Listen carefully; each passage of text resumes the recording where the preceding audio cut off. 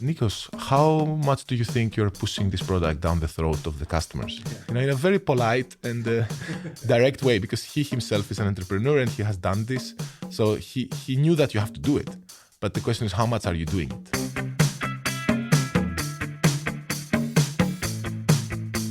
Welcome to the Swisspreneur Show, a podcast about startup stories and learnings from experienced entrepreneurs. Here's your host, Sylvan.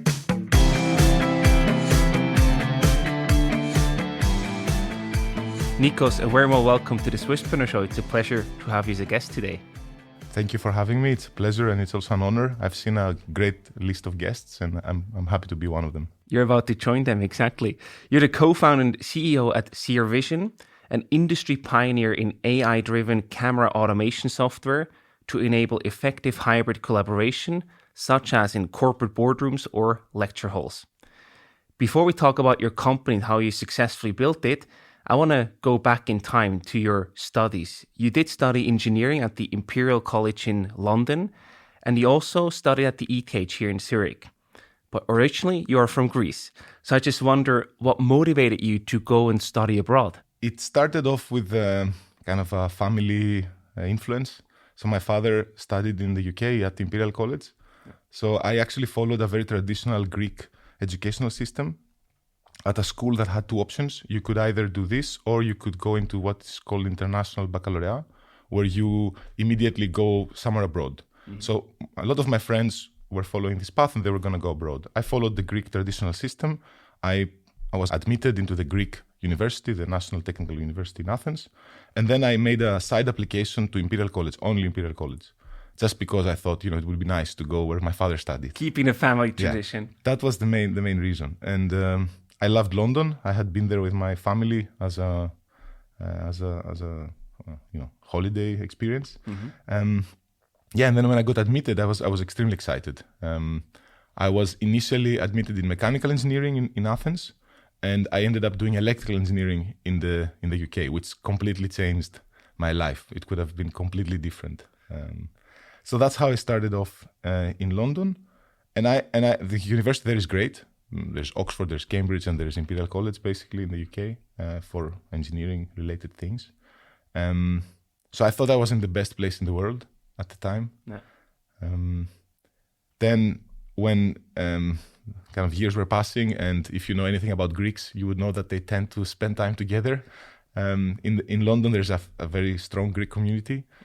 People coming from the school that I was in, we were hanging out with them all the time. And it started feeling a little bit too familiar somehow, and I wanted a change. Mm-hmm. So I went to my professor at Imperial College, who was supervising kind of the third year of my master's. And I asked him, hey, do we have any opportunities to do things abroad, maybe exchange programs and all that? He said, yeah, there is a university in Switzerland. It's called ETH. I had no idea about this university myself, because of the language. And he said, I spent a year there during my postdoc. Great for control, which was the discipline I was focusing on at Imperial College. And it's kind of nice. You can swim in the river. Maybe you will like this as a Greek. And then he said, and there's also the Alps. You can ski. And then I was sold because I even though I'm Greek, I've been skiing in the mountains since I'm 4. Nice. So when he said, you can ski there, I remember that actually all my family holidays for skiing were in Switzerland. We would fly to Geneva, go to the Alps. It was always the same. And then I thought, wait a second. So I can be there studying at the university and I could go skiing in the weekends? Yes. So done deal. Yeah. So then I was like, okay, cool. I'll spend some time there. And my plan was to spend 6 months in Switzerland.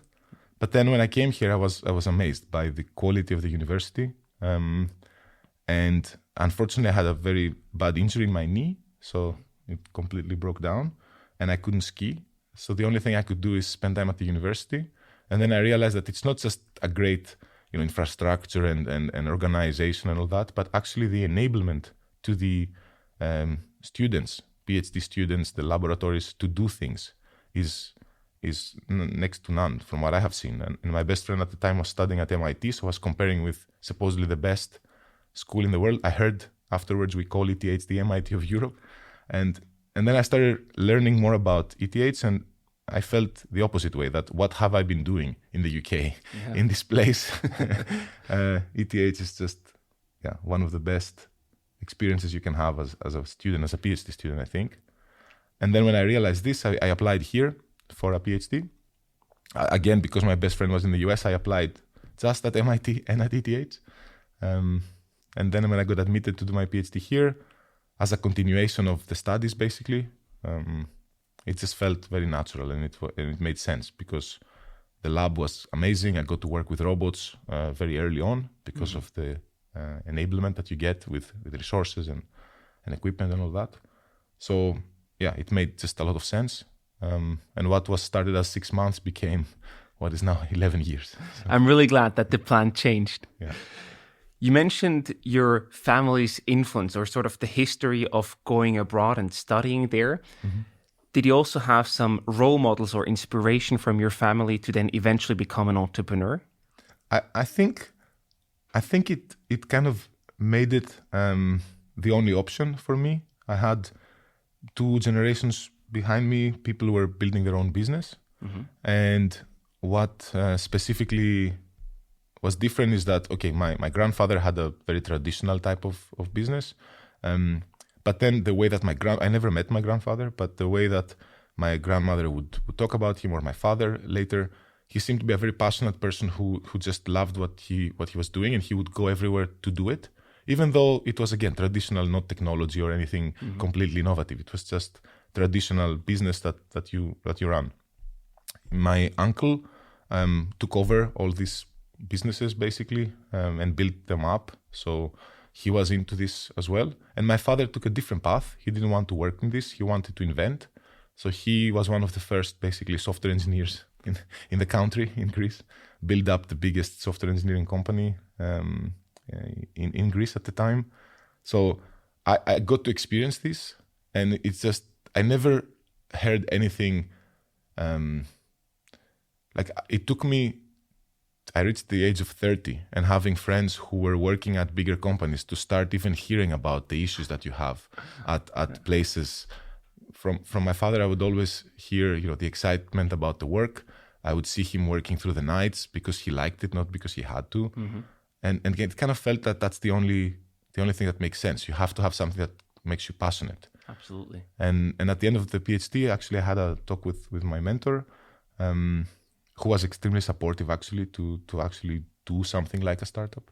Mm-hmm. And then when we talked about it, kind of said it would be great to become a professor at ETH. This is probably the best place to be a professor at, but it looks like it will take me 15 years of going around the world before I can get there. And I just don't have the patience to do that. Yeah. Very, very hard. And everything else seems like a downgrade from being a professor here in Zurich. So it just meant that even though this would be nice and I could invent things and all that, it would be very hard to do. And then it was either taking a job somewhere or, and that's where it became quite apparent, follow on with one of the projects I was doing during my PhD. So as I said before, I love the resources that ETH has been providing to students. For this reason, during my PhD, I supervised more than 30 projects of students. I would just put out an idea whenever I had one, and then if a student wanted to take it on and do it, we would do it. Yeah. So when I finished the PhD, it was like, okay, there's literally 25, they were not always great, but there were 25 options of things we could take further. And so really, when I looked at this, these were things I had worked on, I was passionate about. Going to industry felt like, what is industry, And then becoming an academic was just, the bar was too high. If it wasn't at the ETH, I wouldn't be happy. So, fair point. Yeah. But I love this that you said, hey, entrepreneurship eventually was the only real career option for you based on the family history. And you mentioned you then continued your postdoc research after your PhD. And I think that's also where you then met your future co-founders, Konrad and Reto. Yeah. Was it co-founder love at first sight? It took a while. It took a while because the postdoc was the time that we tried to wrap up work that was done during my PhD that was related to the idea I wanted to take over and make a startup with. So as I was finishing my PhD, I knew I would go into this direction. The postdoc was a necessary time to kind of wrap up this work and then figure out how to put it into a company. Yeah. And so I did have some publications that I had to make in order for this to be complete from a research perspective. And during this time, I started thinking, okay, how would I even go about building the company? And again, we had found the topic that made the most sense out of the topics I was working on at the time. And Reto, who is one of the 3 co-founders, was the one that was working on this topic. So it kind of, again, it meant, if we're going to follow this path, then Reto is the best guy to do it with. No. So I still remember an email. It wasn't even a conversation that we had that was very deep. It was like an email saying, hey, I'm thinking of starting this company. Do you want to be the CTO here? And then, it was like he probably was at the same place taking headshots for his CV and thinking, you know what? Why not? Why not give it a shot? And then Konrad, a little bit later, as we were starting and we were working on this idea, we realized we were both engineers. We know nothing about the industry. We wanted to make cameras intelligent, cameras autonomous. And Konrad was introduced to us by his mentor, who happened to be an employee of ETH. So when he introduced us to Konrad, then suddenly we met a person who was craving for autonomous cameras his whole life. No. And then I think that relationship, that meeting, maybe it was a bit like that, because we both looked at each other with Reto thinking, that's the guy that would understand the business side of it. He was our customer, basically. And for him, we were the inventors, the magical engineers of ETH. Right. Sounds like the perfect combination. Yeah, well, if you look back, it was the time that we met was a great time. Mm-hmm. And I think if I look now at the history of the company, we all played a role based on this experience throughout. And we wouldn't have made it through without each one of us at the right time. So you know how it is with co-founders and teams, it's never always smooth. So when you look back, you can see that everybody had to be here for this to work out. Yeah. I also want to talk about the research. So you have basically been working in the lab for a year before you then created Seervision in 2016.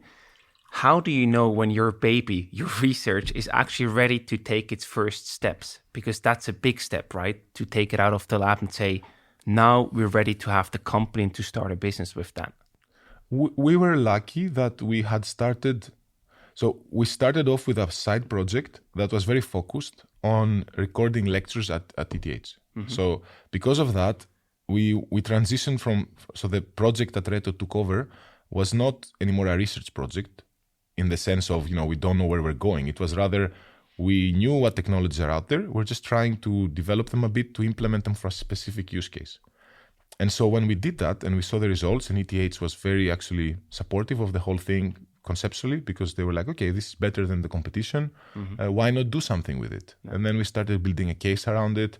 And it was kind of obvious that this technology had a place in the market. And it wasn't not about research anymore. And, where do you draw the line and you say this is ready? I want to say, though, for the record, that I do think it's never too early. The gap, at least in the discipline that I studied, and I've heard this in other disciplines too, even in psychology, the gap between research, data-driven research, results basically, and practice, what is happening out there, is more than 10 years in many industries. So I cannot believe that anybody's research is too early to bring out of the lab, so... I love that statement. I think that's a good push to everyone working on something. Go out there. It's probably not too early. I would even double down and say it's very easy, I think. Maybe it sounds a bit arrogant, but it's very easy to find better ways of doing things. Maybe, from a technology perspective or from a product perspective, but actually making a business out of it and making it scale and making it, worth something to someone to pay for, either to acquire the product or the business. That's the hard part. Right. So if you want to make a transformer in a train of SBB work a bit better, I think that's easy. But the logistics around it, that's where the challenge is. So I'd argue that no research is too early to, because it's not about the idea anymore. It's about execution. Yeah, it's about the path and the scalability and the sales and all the other stuff. I love that. Yeah. Let's talk about your technology. How was the Seervision research and then also technology that came out of that revolutionary? So what we did differently to everybody else is that we took an angle of optimization into the problem of moving cameras. So usually intelligent cameras for now, maybe everybody can relate. You unlock your phone with your face. You get cameras to track you when you do video calls. But if you go 15 years ago, intelligent camera or even drones, people today think about drones. Everybody tells me, my drone follows me when I ski. Yeah, cool. And 15 years ago, there was no such thing. Intelligence for video was the military, the surveillance cameras, stuff like that. No. What we did is we realized that it's one thing to detect into an image that something is happening, which would be a surveillance type of objective. Something weird is happening here, let's look at it. Or, I found a car on a drone's image or whatever. And it's another thing to then move a camera in a way that is pleasing to whoever is watching the video. So we took an angle of, we detect what's happening, but then we want to make sure that we predict what the object will do in the image.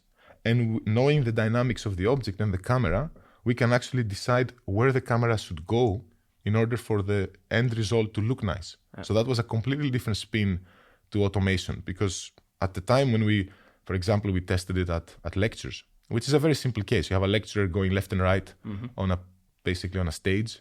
The systems that were out there were motion activated. So once the motion happens, then the camera moves. And no human operator would operate like this. A human operator predicts that the person is moving in this direction and will move the camera further than they should in order to have leading space to the person. So when we started realizing these nuances and how humans think when they operate a camera, that's what we were trying to replicate. Both the understanding of the scene, which is necessary, computer vision, AI is necessary, but then how do you move a camera, the control engineering behind it. That's a very important thing and a very fundamental element of IP, I'd say, in what we built over the years. It sounds so simple when you explain it, but this is actually a big step and a big improvement. You basically bring in the human factor to the technology. You mentioned the lectures at ETH as a use case. What are other use cases that you basically worked with? In the early days, we of course experimented with everything that we could experiment with almost. In the very, very, very early days, we tried to literally build a camera. So at the time, if you remember, the 2014, 15 early days, before ever the company existed, a GoPro camera you would put on your head, you would go skiing, and then you would look at the video, and it was this shaky thing that nobody could use. Exactly. 2 hours of shaky video. Yeah. So we thought, what if we put a stabilizer that would stabilize the camera, but then you have a stable video that points wherever. Then what if you can actually steer the camera to something interesting? Let's say you're skiing with your friend. What if you can wear a camera on your helmet that would be able to both steer towards your friends who are skiing, but also be stabilized?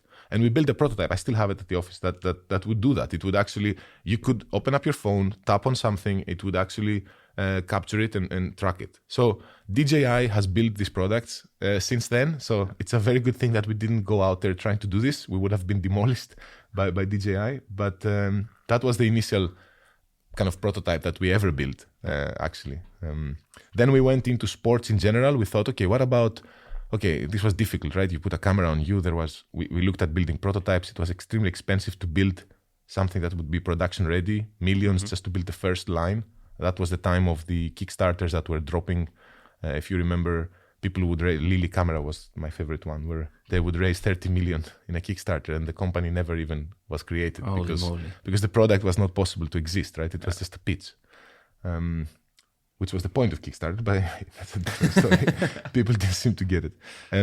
So anyway, we were at that time we were building this wearable gimbal stuff. Then we went and thought about stationary cameras in sports, football, NBA, basketball, basically, tennis, horse riding. We did experiments there, and I have plenty of hours spent in all these places filming and trying to do all this stuff, like understand how you should film it with the experts together and translating this into algorithms. So a lot of that. And over time, we started realizing that actually the biggest blocker that we had was that we needed robotics that would move expensive cameras. Because when we went with a human operator, naturally a human operator is is only employed to operate a camera in a high value event.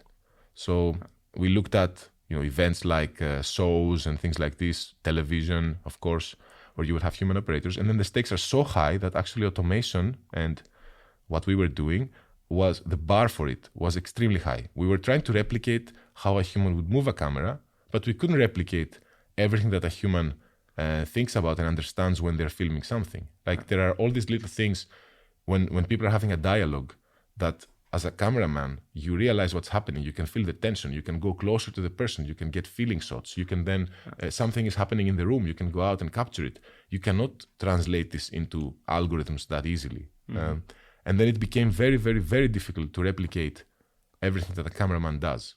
So we started focusing at cases where either you do very specific things. So let's say my task is to put a camera on the goalkeeper. And that's all I do all day long. Yeah.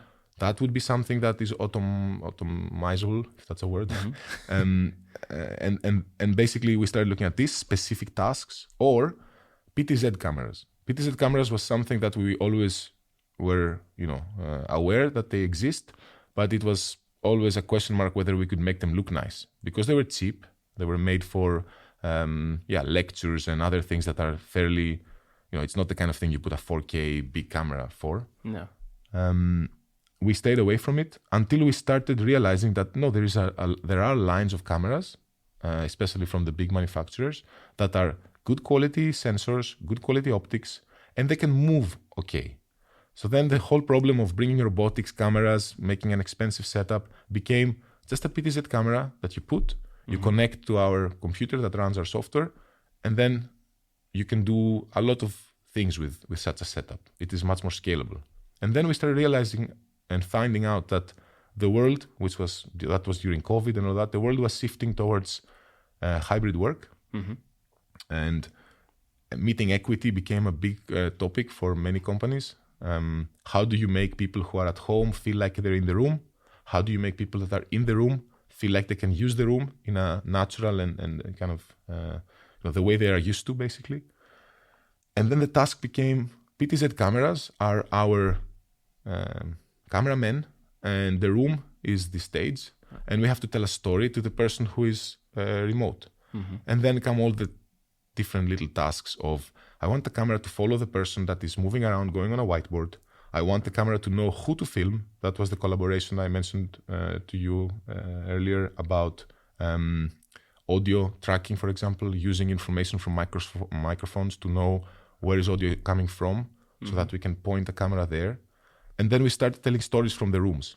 And that became extremely attractive because every corporation has thousands of, not every, but every corporation has meeting rooms.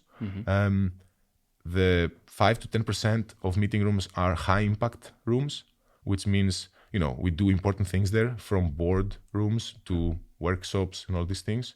And so you want to put good technology to capture it for the ones that couldn't make it. Right. Or connect teams across locations. Like you have an office in the US, you have an office in Europe, and you want them to collaborate, and you want this experience to be natural somehow from the room. And so now what happened is that once this started coming out, that we were doing it and we were doing it better than others, using everything we learned from wearable gimbals to sports and football and even cars. We even filmed cars and things like this. When you put all this together, we had a technology that was way, way better than anything else out there. Yeah.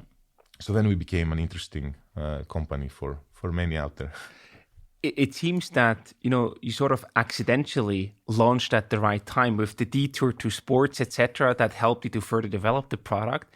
And then COVID hit, which of course you couldn't have known possibly back then in 2016. But the timing was then pretty spot on by accident, sort of.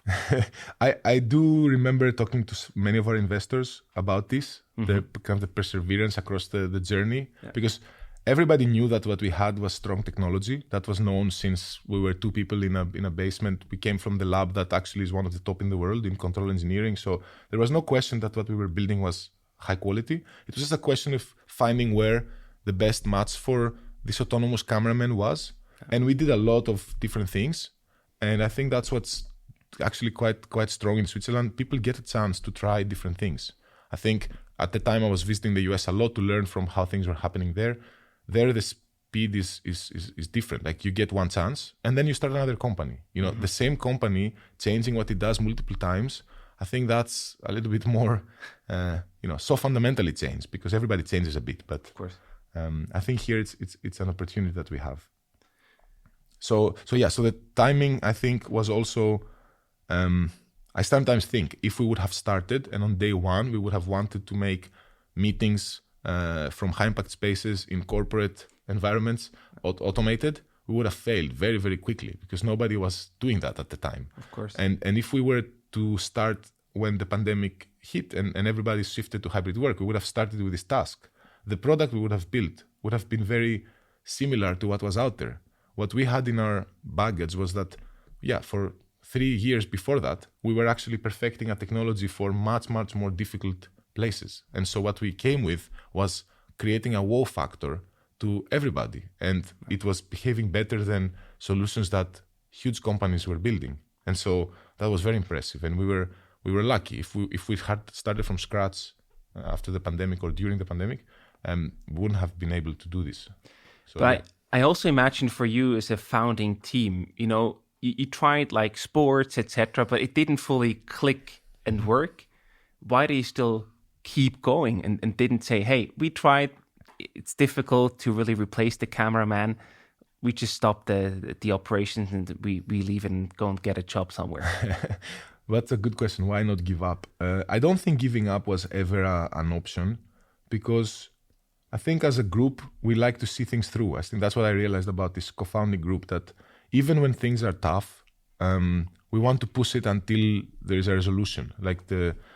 And I think what we were good at doing is it was never the issue whether the product would work. It would always show enough proof that the product would work. Mm-hmm. It was what I said earlier, building the business around it.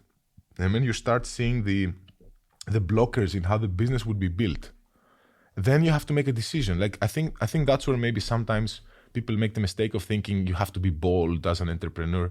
Well, sometimes the obstacles are such that you cannot go over them. Like when you build a new wearable gimbal and you have to raise some millions in order to build the first prototype, and then you turn into a person, in the market, basically your market research, and you buy a GoPro today, it costs you whatever it was at the time, 250 francs. How much would you pay for this one that actually has this ability to do these things? And they go, it's still my toy camera. Maybe I pay 300. Yeah. And then you realize that in order to add stabilization, AI, active control of the camera, you can go up $50. And then you look at the economics of building such a device, and it's kind of like it's a cost game. Mm-hmm. We cannot, this $50 basically would be the margin for building all the other stuff. Of course. So then you have to stop because this doesn't work anymore, and you could learn this quite early. But you have to first see what the product would look like, to have this conversation, to then decide if you go on or stop. And this takes some time. And every time it was the same, football, NBA, you could see it works, but then you could see also the problems. And we kept going until things were moving, and we could see that the channel, for example, where we ended up, the sales channels were mature in the world. There was a way to sell this, and we could leverage that. We could leverage people whose job was to install it. So a lot of problems that we saw in some of these things that we were trying to do, which in theory your business canvas exercise should tell you, right? But it's different to actually go and do it, right? You sometimes say, that person will sell it, that person will install it. Yeah, but if you go into the specifics of the industry, then you see how much this is academic and how much it is practical. Exactly. So at some point it starts clicking, and I think we never had a point where we didn't have another option. Even now, I think even if this meeting solution with, as I told you earlier, shifting to inbound, it was a big change. If this wouldn't have happened, we still had other things to try. It's just a question of time and money, I think, when you have a good technology. Fair point. And I love this story. I know this is heavily oversimplified, but if you keep trying, eventually the stars can align when your solution, the market, and the timing really align and match, and that's when you start to build traction. So I wonder, when you then found the meeting solution, how did your business model and also the sales look like? Did you sell it directly? Did you work with partners? How did you acquire the customers? Yeah, that was the other thing, that up until the point where things started working out, like inbound leads and so on, we were pushing a lot. I remember one investor and board member once said, Nikos, how much do you think you're pushing this product down the throat of the customers? Yeah. In a very polite and direct way, because he himself is an entrepreneur and he has done this. So he knew that you have to do it. But the question is, how much are you doing it? Mm-hmm. And then we were thinking, yeah, we are doing a lot of campaigns. We are calling people. We are aggressive. Doesn't feel, we thought that that's how you kickstart it, right? But at some point you have to ask yourself, like if you ask 100 people, why is it not working? And then it's exactly what you said. Like sometimes it's just the people you're talking to are not the right people. The channel to buy it is not there, to support it, to install it. Yeah. And so when the meeting room solution came across, we had specific projects that people were doing where this would fit. And it would fit immediately. They were speccing out the projects. They had plans to install them. They had ways to sell it to the end users. So a channel of integrators basically existed and is very strong across the world in installing these solutions. Mm-hmm. So, and by the way, their job is to put it together with other products. Another thing that often happens, at least in the disciplines that I look at, is that it's difficult to build a complete solution from A to Z. So you have to rely to working with other solutions and with other products to build the solution. And then the question is, what are you? Are you building a specific product that somebody will combine with others to make a solution? Or are you ending up building the solution for them? So you bring your own product, which you think is your, how you're going to win, but then you have to change it, bring other things to combine it with in order to sell a solution. And then you become an engineering company because you've built a product, but you're not selling that product alone. You're selling all the things around it and the service of tailoring it to the customer. So another thing we saw when we were selling, for example, to event spaces for productions of things like the Oscars. We were trying to go into these kind of things, theaters, stadiums. This happens a lot. And then there are people who use cameras. So we were saying, here's a camera that would be automated. But the production had so many things in the value chain. This was just one piece. So who exactly offers this one thing? That was not so clear. But in the meeting room, you make an installation and you put everything, the cameras, the microphones, the table buttons, the TVs, all these are connected into one system. And as long as you are able to integrate, then you have your right APIs. Then there is an integrator whose job is to do this. And then suddenly everything works because, there is a buyer, there is a process, there is an installation, there is a support channel, and yeah, it clicks. Absolutely. And your business model, was it subscription-based as traditional software, or how did you price it? So one of the challenges that we had is that our software needed hardware that was fairly strong to build, basically to be able to run the software at the right specs. And so we always said that, and we used to say that also with the cameras, that if robotic cameras would be free, this would be great for us because people would have robotic cameras and then we could control them. Yeah. But the burden was always, okay, if you have to spend 5 figures to get a robotic camera, that's why I said PTZs were very important because they brought this down a lot, even to 3 figures. So this kind of investment was a blocker for us. Like people had to have this robotic camera to run our software. And the same thing with the computer. We had to build a server that was economical somehow so that people could run our software. So we ended up selling them the hardware at cost in order to be able to sell a subscription of software on top. Yeah. In some cases, which I think were the more future looking, because that's where I think this was going anyway, you would put it all together and you would say it's a subscription for a software. The hardware is just something you run it on, like your router at home for the internet. I will replace it for you when there's a new one, if it's necessary. So yeah, and by the way, this is another thing. The business model and how we charge and all that, not the model, but the business, the pricing, let's say, changed multiple times across the journey. Yeah. And that was also a necessary part of the journey as well, to go from licensing for some years to subscription-based, to multi-year subscriptions, to hardware-enabled software, all these things. So yeah, multiple changes in the model. Part of the journey. Yeah. And I wonder, when and how did you figure out that you really hit product market fit? Was there any specific moment or revenue target where you say, hey, now I really feel that we hit it on the spot and we have product market fit? I think looking back, it was the time that we got inbound leads that were asking the same thing, not people who saw a technology and asked, can I use it to film pandas in the zoo? Because this was happening, right, all the time. But we got inbound requests for the same thing. And in 5 days, that was because of a webinar that we did, we got as many as we had gotten the last month. And then it kept coming. So every week we would get as many as we had, a few months before. And so we kept building a pipe without really doing work because of the inbound leads that were asking for the same thing. It's just a very different thing, and I think it's a big milestone. Of course, it depends on your business to be able to switch from running around founder sales, pushing people to inbound and people asking you for what you're selling. Yeah. Fully second that, absolutely. Yeah. I also want to talk about the different challenge that you had to overcome. You're also building a team. You were growing as a company after hitting product market fit. So how did you sort of attract but also retain your talent for your company?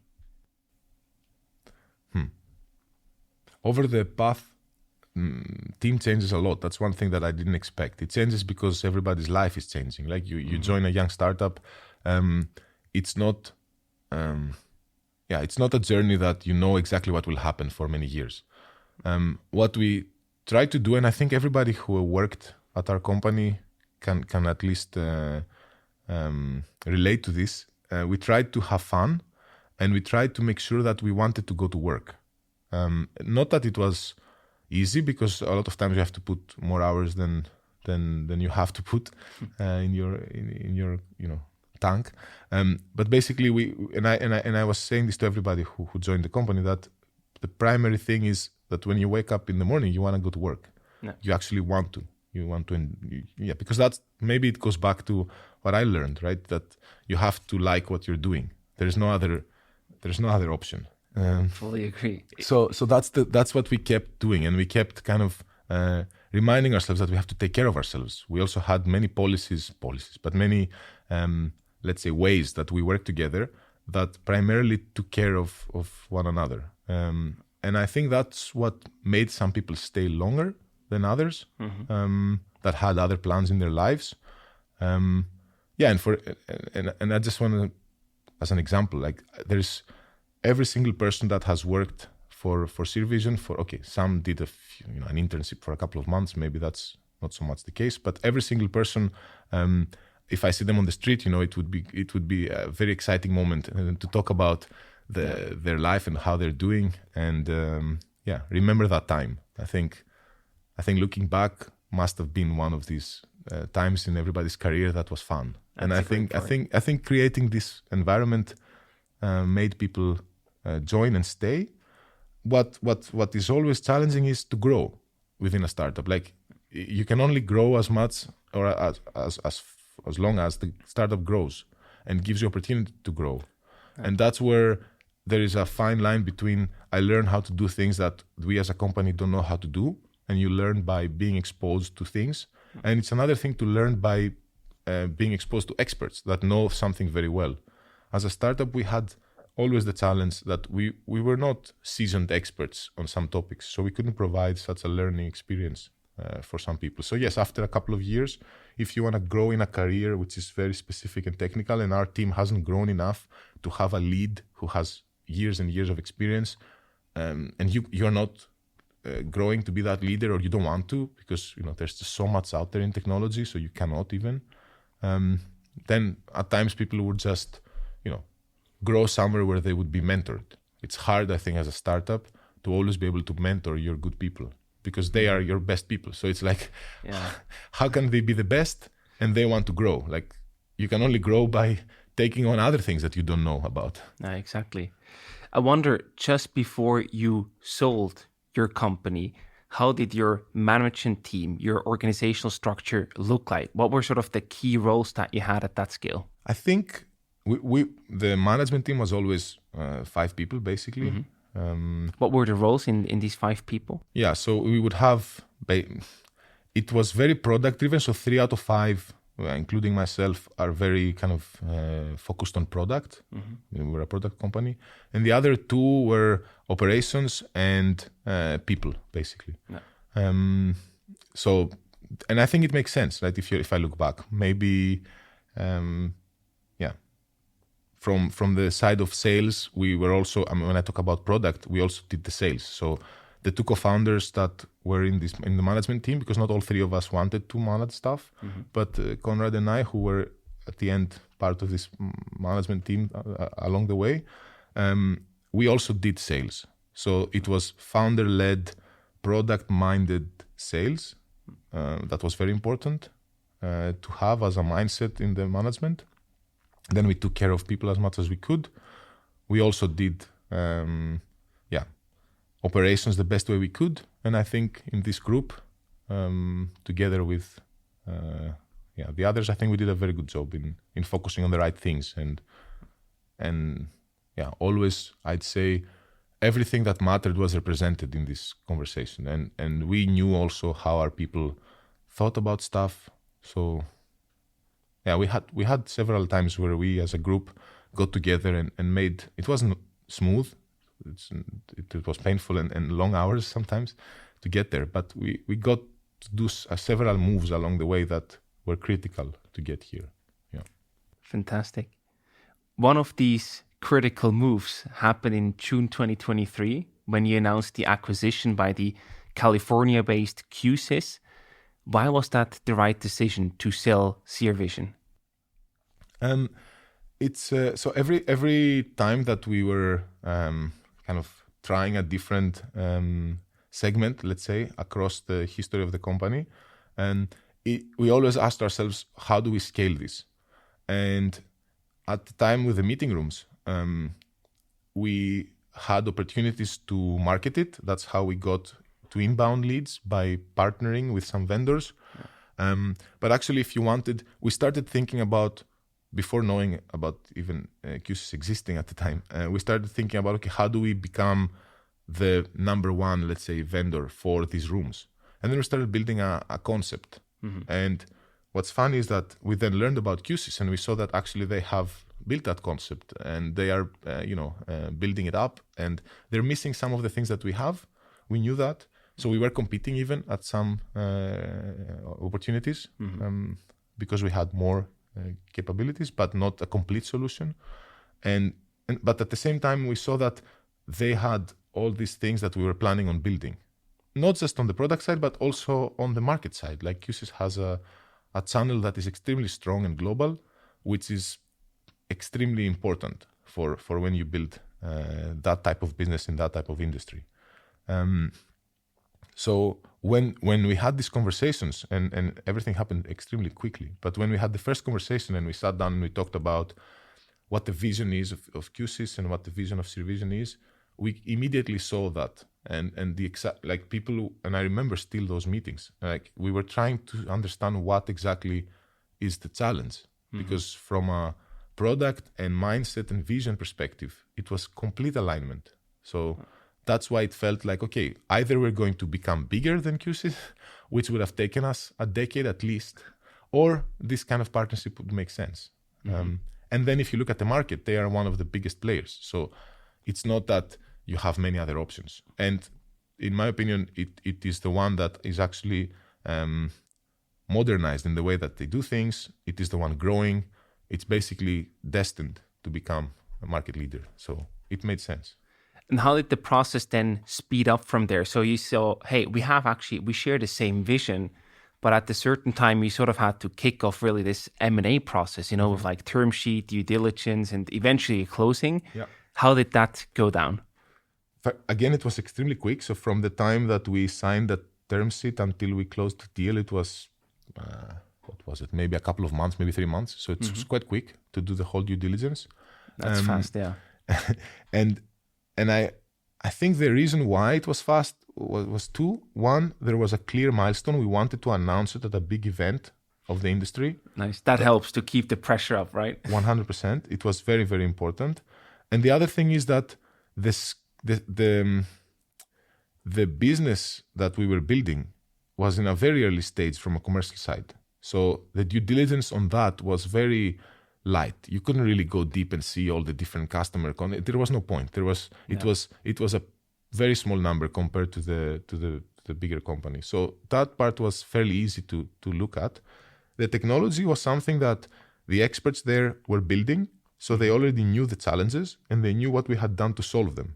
So they didn't have to educate themselves on these topics. They already were trying to solve the same problems. Yeah. So again, it's about, in retrospect, again, it's a amazing timing situation where there was a product being built internally that was doing similar things. They knew exactly the challenges, and then they saw a team that had solved these challenges in certain ways, and that immediately told them about the team, the way that we were working.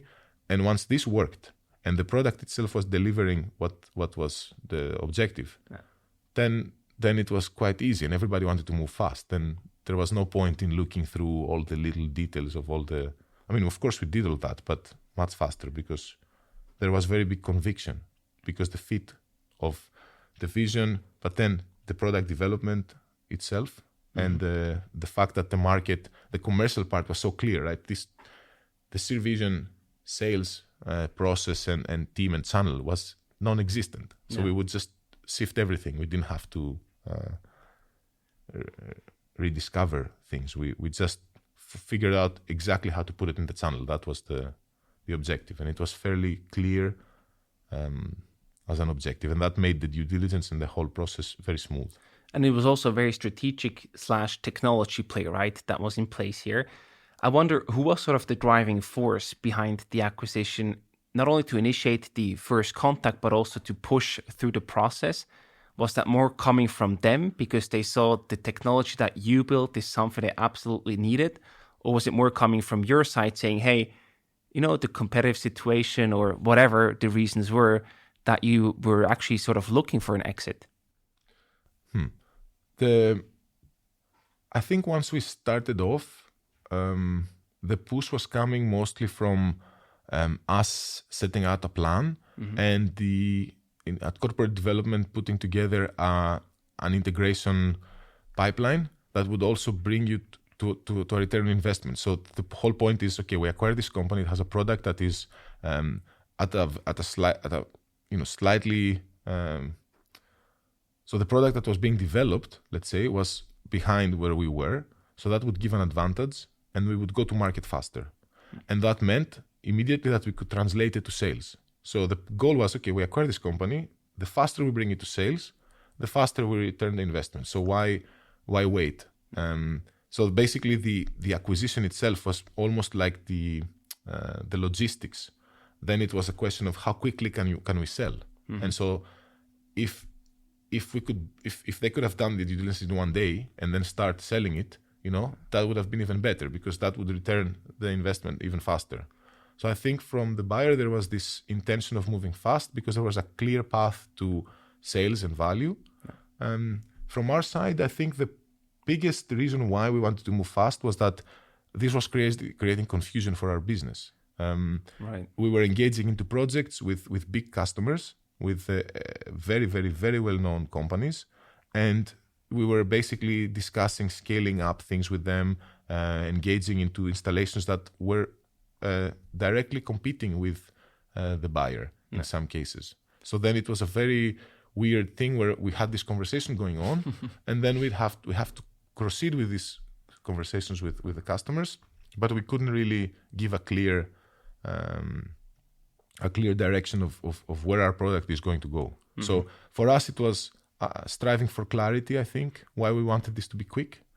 The milestone helped that we had, the event that we wanted to announce it in.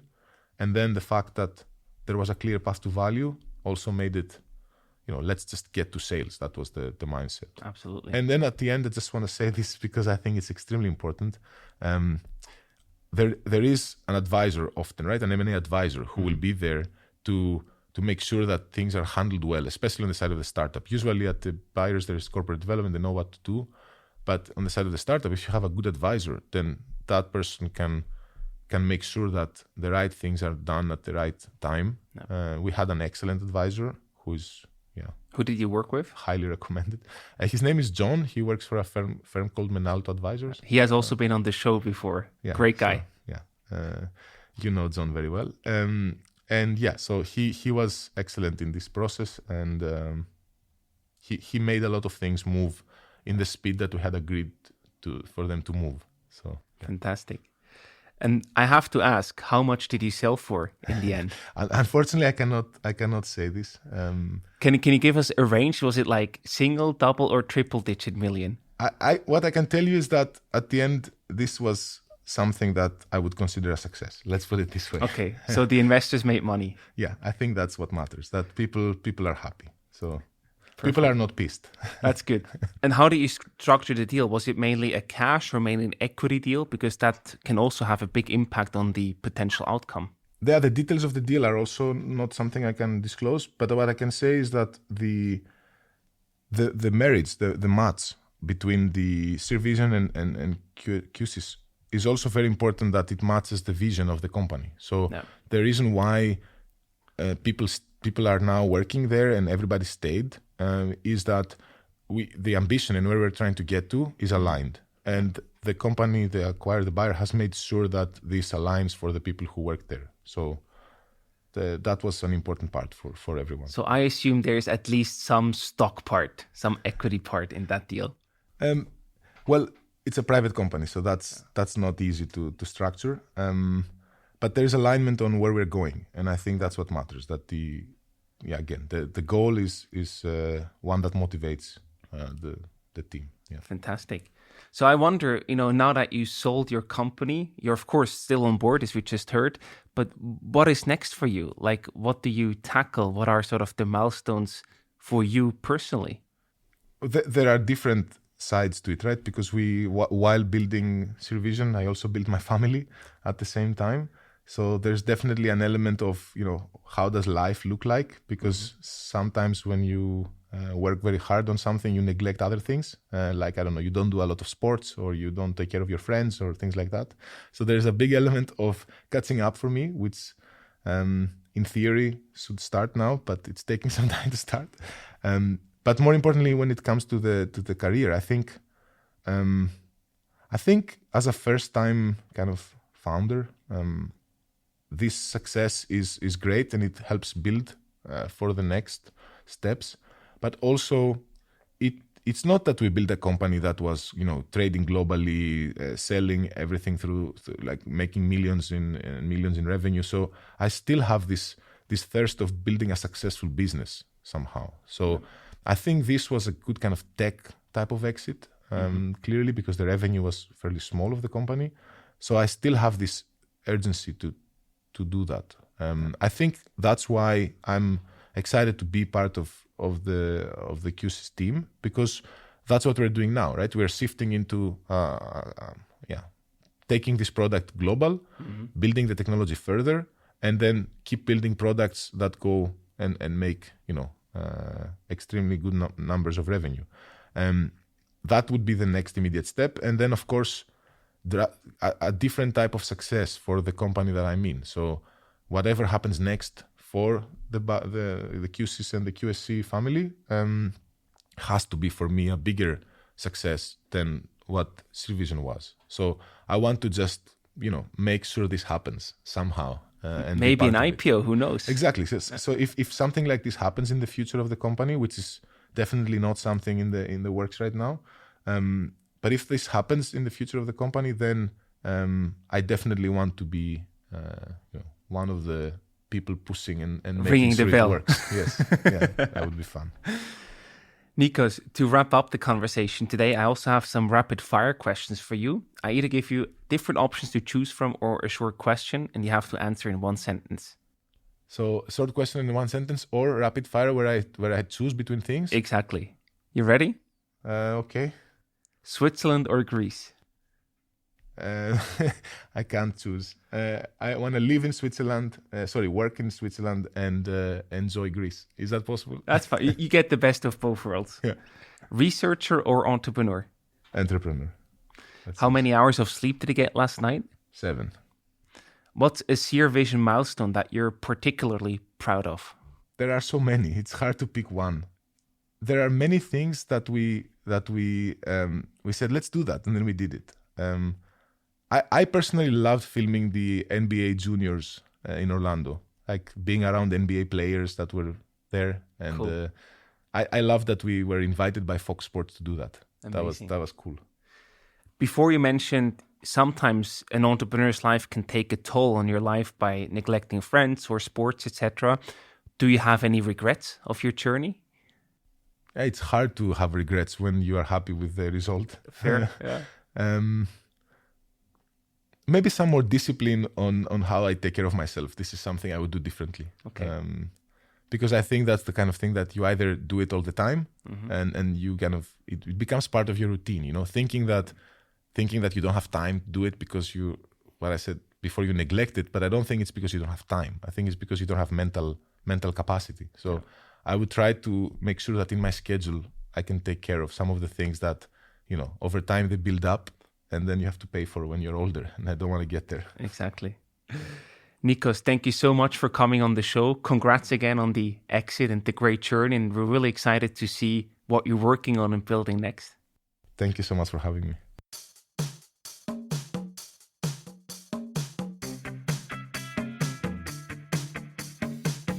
We hope you enjoyed today's episode.